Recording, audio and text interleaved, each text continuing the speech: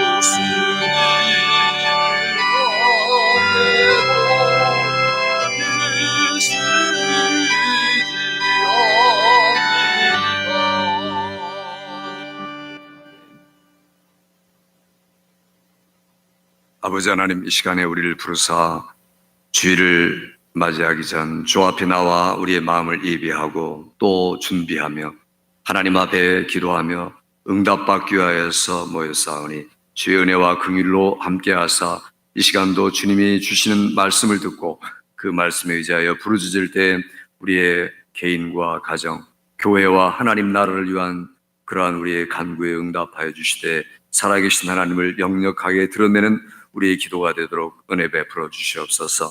우리의 마음이 늘 주 앞에 밀접하게 하시고 주와 깊이 교제하는 동안 풍성한 그리스도의 생명을 체험해가는 우리의 삶이 되도록 은혜 베풀어 주옵소서. 아버지 하나님, 주께서 이 아침도 우리의 기도 응답하시고 예배에 함께 해주시며 우리의 모든 주의를 향한 간구에 집중된 간구에 하나님의 긍휼과 은혜로 임마누엘 되시기 원하옵고 예수님의 이름으로 기도하옵나이다. 아멘.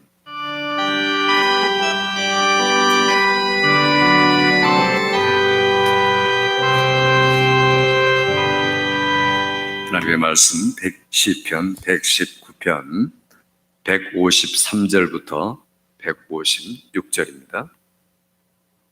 153절부터 6절까지 교독합니다.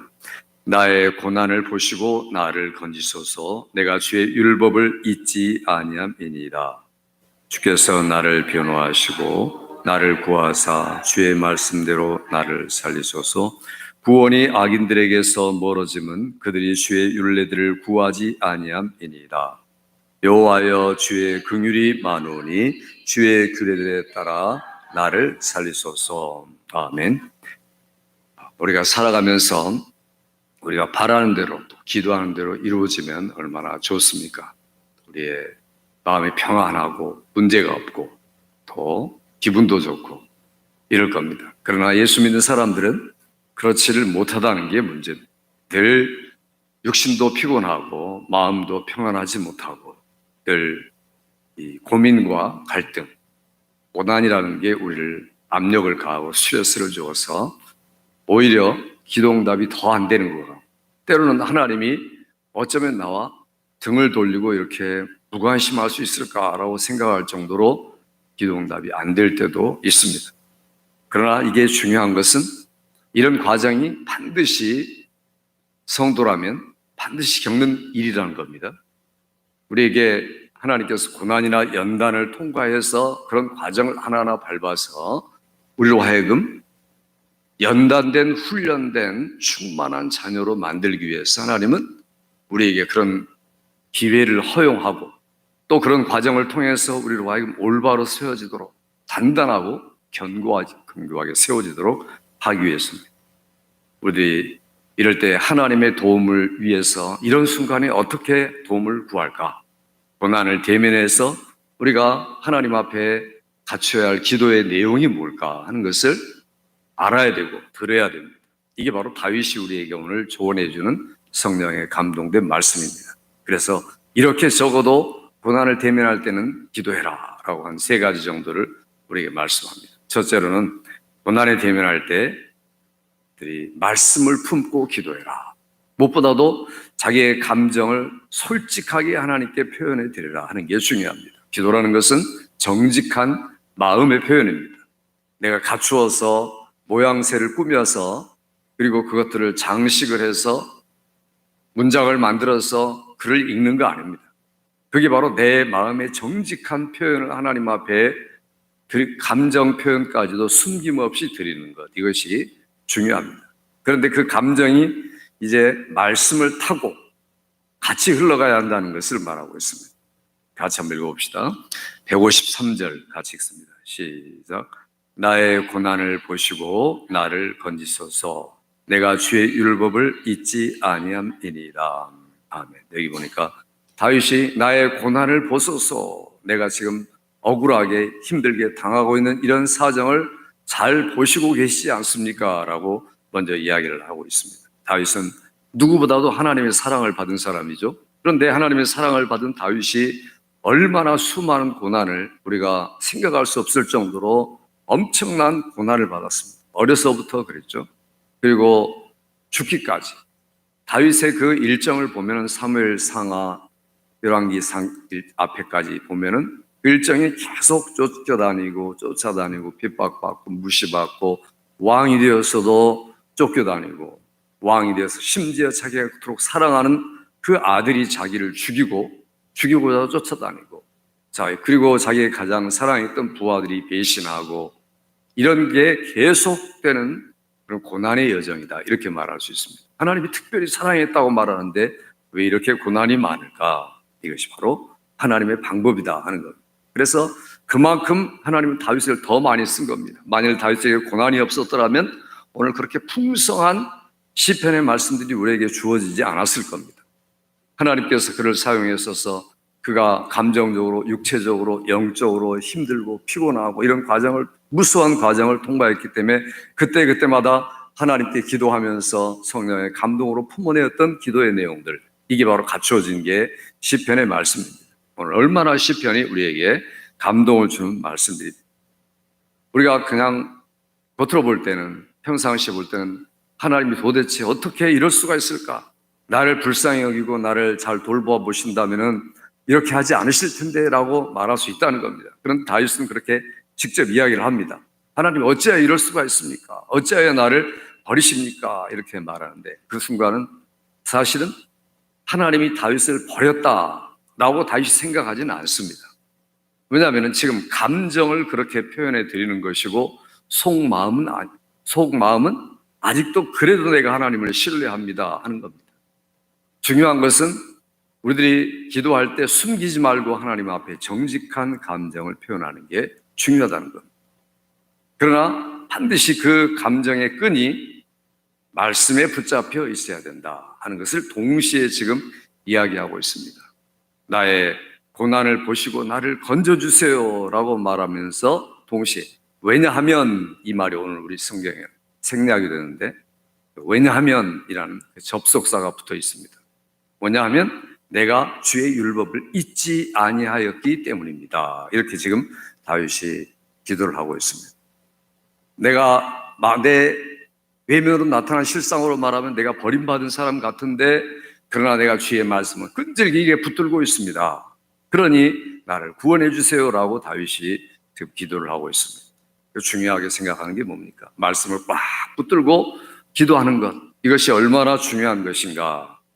그래서 다윗이 응답받을 수 있는 근거를 바로 말씀에 붙들고 있습니다. 뭐냐면은 하나님의 말씀이라는 것은 하나님의 성품이기 때문에 하나님의 친절하고 자비롭고 성실한 성품을 제가 의지합니다. 항상 우리의 믿음의 선배들을 버리지 않고 그때그때마다 도움을 주시고 능력과 응답을 주신 하나님, 제가 지금 당장은 그렇게 응답이 안 보여도 나에게 나타나지 않았던 내가 끝까지 그 조상들에게 하셨던 말씀, 아브라함의 하나님, 이삭과 야곱의 하나님을 제가 지금도 여전히 의지합니다.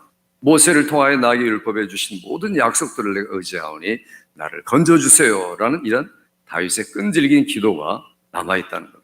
이게 바로 우리가 매일매일 말씀을 묵상해야 할 이유가 여기 있습니다. 여러분이 성경을 가지고 있지 않았을 때, 평상시에 문제를 만났을 때, 긴급한 경우를 만났을 때 내가 어떤 기도를 하게 되느냐, 어떤 말을 하게 되느냐, 이게 바로 성경에서 우러나오는 감정이 돼야 되고 성경의 표현이 돼야 한다는 겁니다. 성경의 표현이 아니라 세상 사람들과 같이 똑같이 희노애락을 표현하고 그들처럼 살아간다면 그게 벌써 말씀이 없는 겁니다. 없으니까 자연스럽게 세상께 흘러나오고 세상적인 육신적이고 본능적인 감정만 흘러나오는 거죠. 그래서 우리가 늘 우리의 감정까지도 하나님의 말씀 속에서 흘러나올 수 있도록 말씀을 마음에 품어야 한다. 이것이 다윗의 고난에 대면했을 때 기도의 첫 번째 원리다, 이렇게 말할 수 있습니다. 그래서 우리들이 그렇게 매일매일 말씀을 묵상하고 준비하고 훈련하는 게 중요한 게 여기 있습니다. 하나님의 말씀을 놓고, 그리고 그 말씀에 여기 주의 율례라고 말할 때는 율례라는 것은 하나의 모세 율법의 뼈대를 이야기하고 있습니다. 다른 말로 말하면 지금 다윗이 묵상하고 있는 모세 오경 5권의 성경 전체 총화를 이야기하고 있고 그 뼈대를 잘 알고 있습니다, 이런 말입니다. 그러니까 우리가 우리말로 말하면은 지금 우리 책 나온 거 신앙 고백과 같은 책을 옆에다 두고 성경과 신앙 고백을 놓아놓고 신앙 고백을 읽어가면서 성경을 찾아가고, 그리고 그 체계를 자기가 정립해가면서 내 삶의 체계, 뼈대가 이것이다. 이 뼈대가 무너지면 나는 완전히 무너진다라는 그런 의식을 가지고 매일매일 말씀을 공부하고 연구하고 묵상하고, 이런 삶이 우리에게 반드시 전제되어야만 제대로 기도할 수 있다는 것. 그게 없으면 그냥 성경을 읽어도 무의식적으로 읽게 되고 성경을 읽어도 그냥 아무 생각 없이 읽게 되고 그게 자기에게 새겨지지가 않는 거죠. 의무적으로 읽고 정규적으로 읽고 그리고 재미로 읽고 습관을 만들려고 읽고 이런 것밖에 되지 않겠죠. 그래서 다윗은 내가 하나님이 내게 주신 룰을 따라서 내가 매일매일 이와 같이 말씀을 묵상합니다. 그래서 내가 그 말씀이 내 마음속에 있을 때 그 정직한 감정을 하나님 앞에 표현해 드리면 그게 바로 고난에 대면할 때 거뜬히 고난을 이길 수 있는 하나님의 방법이다. 우리 모두가 늘 이러한 말씀과 기도의 사람이 되시기 바랍니다. 두 번째는요, 악인의 부당함에 대해서 변호하는 그런 기도를 구체적으로 하라는 겁니다. 자, 우리 154절 한번 읽겠습니다. 시작. 주께서 나를 변호하시고 나를 구하사 주의 말씀대로 나를 살리소서. Plead my cause and redeem me, 이렇게 되어 있습니다. 그러니까 이게 법정 용어입니다. 하나님, 나에게 검사가 되어주세요.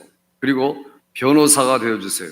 그리고 재판장이 되어주세요. 이런 세 가지 기도를 동시에 드리는 겁니다. 하나님, 제가 억울합니다. 옳은 것을 증명해 주세요. 검사가 되신 하나님이지 않습니까? 동시에 재판장이 되신 하나님을 제가 믿습니다. 지금 내가 상황이 풀리지 않고 사람들이 볼 때는 내가 잘못된 것 같아도 하나님이 변호사가 되시면 거뜬하게 이 난관을 헤쳐나갈 수가 있습니다라고 구체적으로 이야기를 하는 거죠. 그래서 다윗이 내가 누구로부터 어떤 고난을 어떻게 당하고 있다라는 것을 하나님께 구체적으로 표현하는 겁니다. 우리의 기도는 마치 자기 가장 가까운 사람에게 이야기하고 그 가십을 하듯이 계속해서 하나님에게 똑같이 그렇게 이야기를 해드리는 것이 기도입니다. 구체적으로 이야기하는 거죠. 그래서 내가 누구 때문에, 무엇 때문에, 어떤 일로 인해서 왜 하나님 이런 일을 지금 당하고 있습니다 라고 하나님께 억울함을 표현해 드릴 때에 하나님이 반드시 내게 검사, 변호사, 재판장, 법정에서 완전히 승리하게 해주세요. 사람들은 모르니까 법정에 가면 그 앞에 여자가 눈을 가리고 저울을 들고 이렇게 있는 그림이 있죠. 그러니까 왜곡되지 않게 재판을 하도록 하기 위한 하나의 상징이죠. 그런데 하나님은 안 보고가 아니라 완벽하게 마음의 동기까지 보시는 분이기 때문에 검사, 변호사, 재판장이 당연한 겁니다. 하나님 자신이 내가 재판장이다, 내가 너희를 변호하는 자다 직접 선포를 하셨기 때문에 다윗은 얼마든지 그렇게 기도할 수가 있었던 겁니다. 하나님이 누구신가를 알았죠. 하나님은 선하고 친절하고 자비하시고 성실하신 하나님이실 뿐 아니라 의로우신 하나님이시다. 그러니 나에게 반드시 그 일을 베풀 것이다. 우리가 예수 믿으면서 살아가면 사람들에게 당하지 않을 수가 없습니다. 왜냐하면 사람들은 배은망덕하고 또 자기 욕심과 본능과 탐욕 때문에 다른 사람에게 해를 끼치는 것은 너무 당연합니다. 가장 가까운 친구마저도 그러고 심지어 교인마저도 그럴 때가 있습니다. 그런 사람들이 오히려 당하는 거죠. 배은망덕하고 그리고 욕심이 있고 본능적으로 살아가고 이런 사람들, 자기 유익만을 꾀하는 사람들, 그런 사람들 때문에 우리가 억울한 일을 당하고 또 억울한 누명을 뒤집어 쓰기도 하고 힘든 경우를 당하고 있다는 겁니다. 이럴 때에 내가 무너지고 낙심하고 이렇다면 그 말씀에서 떠난 사람입니다. 그럴 때일수록 오히려 그런 모든 구체적인 사정들을 하나님 앞에 계속 말하고 있는 사람, 이게 바로 문제를 해결해 나가는 진정한 방법이다. 우리가 이런 일을 당할 때, 어려운 일을 당할 때 동요하거나 겁을 먹거나 두려워하거나 아니면 보복하고 같이 대응하거나, 이건 아주 잘못된 방법들입니다. 우리의 재판장이신 하나님, 내가 그 법에 의지합니다. 하나님의 법에 내가 의지해서 기도합니다. 우리 주님이 요한일서 2장에 보면은 구원이 우리에게 만일 누가 죄를 범하면 아버지 앞에서 우리의 대언자가 계시니 라고 말합니다. 우리를 대신해서 말씀해 주시는 분, 그분이 누굽니까? 성령님이고 그분이 지금 우리에게 오신 예수 그리스도의 영이십니다. 그러니까 우리가 어떤 연약함과 부족함과 죄를 심지어 지었을지라도 고백하고 구체적으로 기도할 때 우리에게 변호자가 되어주시고 그리고 우리의 옹호자가 되어주신다. 이것이 성경의 신약과 구약의 약속입니다. 이 약속을 붙들고 지금 다윗이 기도하고 있는 겁니다. 하나님은 나의 변호사가 되신다, 나의 검사가 되신다 라는 사실을 의지하고 매일매일 확신을 가지고 기도함으로 응답하는 여러분 되시기 바랍니다. 마지막으로는요, 우리가 고난을 대면할 때 긍휼의 약속에 의지해서 기도하자 하는 겁니다. 155절 그리고 6절까지 같이 읽습니다. 시작. 구원이 악인에게서 멀어짐은 그들이 주의 율례들을 구하지 아니함이니라. 여호와여 주의 긍휼이 많으니 주의 규례들에 따라 나를 살리소서. 아멘. 여기 보니까 다윗이 지금 그 사람들에 대해서 이야기합니다. 그들이 앞으로 멸망받을 거고 심판받을 거고 반드시 하나님이 대가를 치르게 하실 줄 제가 믿습니다. 왜냐하면 이유는 그들이 하나님의 말씀에서 점점 멀어져 가기 때문입니다. 예수 안 믿는 사람이 누구냐? 그리고 하나님과 관계없는 사람이 누구냐? 한마디로 다윗은 이야기합니다. 하나님의 말씀에서 점점 멀어져 가는 사람. 우리의 신앙이 만일 하나님의 말씀에서 해가 갈수록 점점 멀어져 간다면 그건 불신앙적 신앙이죠. 그건 잘못된 신앙이고 어쩌면 신앙이 아니라고까지 말할 수 있습니다. 오랫동안 예수 믿어도 그렇게 하나님의 말씀을 무시하고 멀어져 가고 관계없이 살아간다면 그렇게 될 수밖에 없죠. 왜냐하면 부모가 지금 말하는 음성을 들어야 아이가 자라가고 변화되고 지침을 따라가는 건데 전혀 듣지 않으면 그건 어린 자식하고 비슷한 겁니다. 하나님의 말씀이 우리에게 하나님이신데 하나님 자신이 하나님의 말씀이고 또 예수님이 태초에 계신 하나님의 말씀이고 우리에게 주신 하나님의 말씀이다. 늘 예수의 이름 부르고 예수님이 행하신 사적을 살펴보고 우리에게 하신 말씀을 따라 한 걸음 한 걸음 나아가는 일이 없다면 우리는 세상 사람하고 똑같이 살아갈 수밖에 없고 본질이 타락한 겁니다. 이건 아니죠. 여기 성경은 다윗이 구원이 멀어지는 것은 악인에게서 멀어진다. 왜냐하면 그들이 주의 율례를 구하지 않기 때문에, 추구하지 않기 때문에. 우리가 매일매일 무엇을 추구하며 사십니까? 하나님의 나라와 그의 의를 과연 추구합니까? 하나님의 말씀을 추구합니까? 내가 구할 때 그것이 바로 신앙 자체다라고 말할 수 있습니다. 그들이 구하는 것을 회복해야 할 때입니다. 팬데믹이 우리에게 휩쓸고 간 것은 어쩌면 기도하는 자세를 잃어버리고 기도하는 시간을 잃어버리게 만든 거 아닙니까? 그래서 우리들이 다시 기도를 회복하고 이런 다윗과 같은 기도, 주의 긍휼이 만원이 주의 규례들에 따라 나를 살리소서 이렇게 말하고 여기 Great is your mercy, O Lord, give me life according to your rules 이렇게 말합니다. 룰. 하나님의 룰에 따라서 나를 살려주세요. 하나님이 그렇게 룰을 세워놓지 않으셨습니까? 제가 기도하면 반드시 이렇게 응답하신다고 룰을 정해놓으셨으니까 하나님이 룰을 지키시는 것 제가 믿습니다라고 지금 다윗이 기도하고 있는 겁니다. 이게 바로 다윗이 모든 환난에서 고난에서 대면에서 이겼고 극복할 수 있었던 비결이라는 겁니다. 오늘 우리가 하나님의 그 성품을 알고 하나님의 말씀의 약속들을 다시 기억하면서 하나님의 선하심을 실제로 내가 느끼기를 원합니다. 하나님이 이렇게 이미 말씀해 놓으셨던 것들을 우리 선배들처럼 나도 체험하기를 원합니다. 그래서 나를 살려주세요. 내게 은혜를 베풀어 주세요. 무엇보다도 나를 불쌍히 여겨주세요. 이게 바로 다윗의 기도입니다. 자비로우신 하나님, 인자하신 하나님, 하나님의 성실함을 따라 나를 구원해 주세요. 이렇게 기도하는 게 겸손한 기도고 응답받는 기도입니다.